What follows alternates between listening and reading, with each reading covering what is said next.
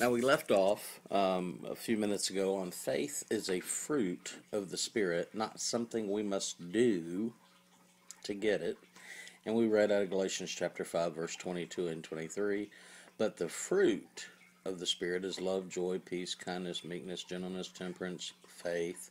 Against such there is no law. And I left off with the last video saying that Galatians 3:12 says the law is not of faith.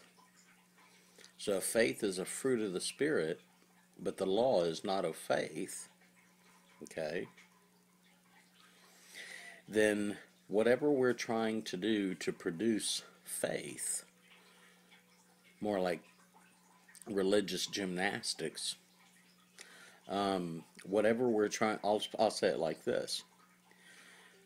Faith is a fruit of the Spirit, and the law is not of faith. Then if the law is not of faith, then the law is not of the rest of the fruit of the Spirit. The rest of the fruit of the Spirit is love, joy, peace. If the law is not of faith, then the law, and faith is a fruit of the Spirit, then the law is not of peace. The law is not of joy. The law is not of meekness or gentleness or temperance. The law is not of long suffering. Okay?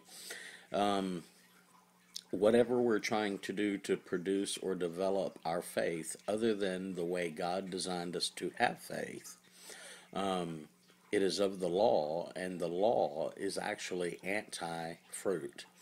It is anti-faith, it is anti-peace, it is anti-joy, okay? We have heard so many times how important it is to have faith that we have developed laws and principles on how to get it. And I've already said, faith is a fruit of the Spirit. It's not something we must do to get it. Remember, the law is not of faith. The laws we develop cannot develop faith. Faith is not born of the law. The law is not born of faith. Okay? I'll say it like this. Faith is not born of or from the law. So I've said it 3 or 4 different ways. It's hard to misunderstand that. I'm going to say that one more time.